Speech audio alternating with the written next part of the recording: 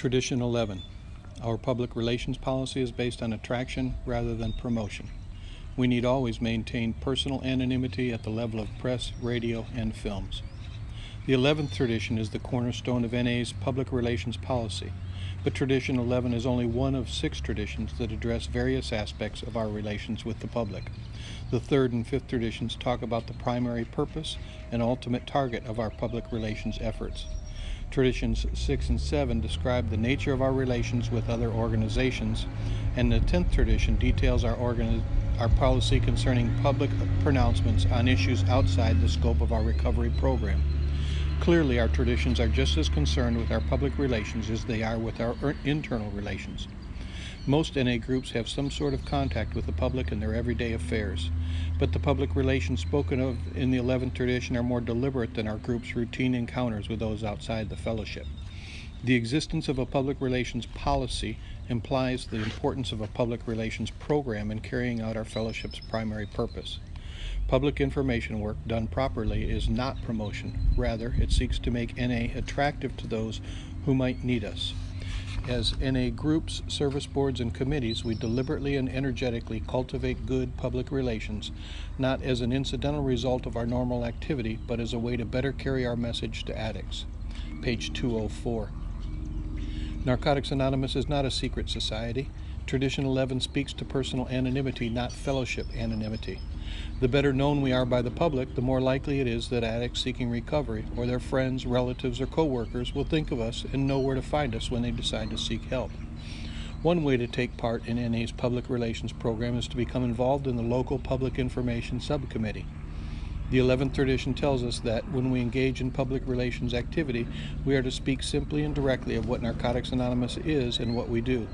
We are not to make exaggerated claims about NA. Our public relations efforts should be as inviting and non-promotional as our program itself, saying to addicts and society at large, if you want what we have to offer, this is what we are and how we work. If we can be of service, please let us know. Some organizations use celebrity members as public spokespersons, hoping to enhance the organization's credibility by tying it to the celebrity's status. This may be fine for other organizations, but Tradition 11 tells us in no uncertain terms that in NA's public relations efforts, we must never do this, not with our celebrity members, not with any member. If our fellowship used a celebrity member in a public announcement about NA and the celebrity later relapsed or otherwise suffered a loss of prestige, what good would that do our fellowship's credibility?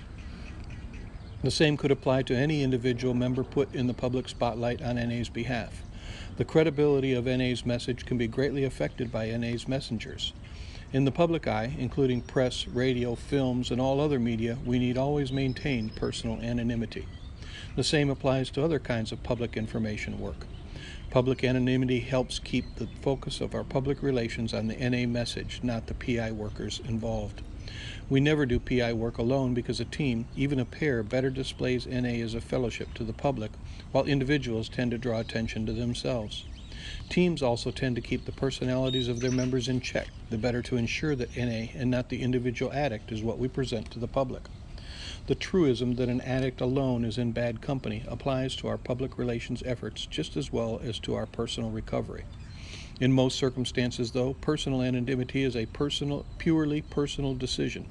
However closely we may have guarded the secret of our addiction, most of those close to us probably knew we were in trouble when we were using. Today, it may be helpful to tell them about our recovery and our membership in Narcotics Anonymous. Page 206. Other circumstances may also warrant the disclosure of our NA membership.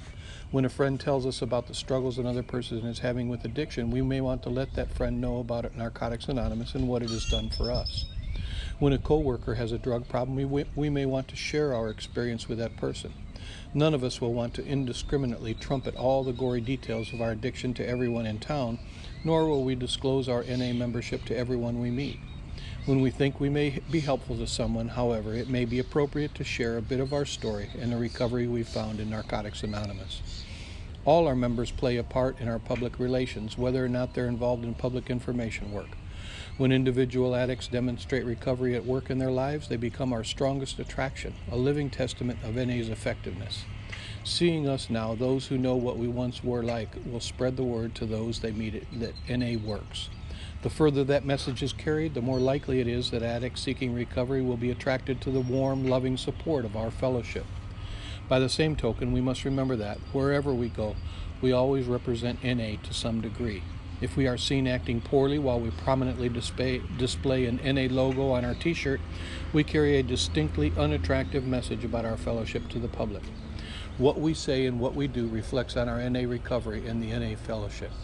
As responsible NA members, we want that reflection to be a source of attraction rather than a source of embarrassment.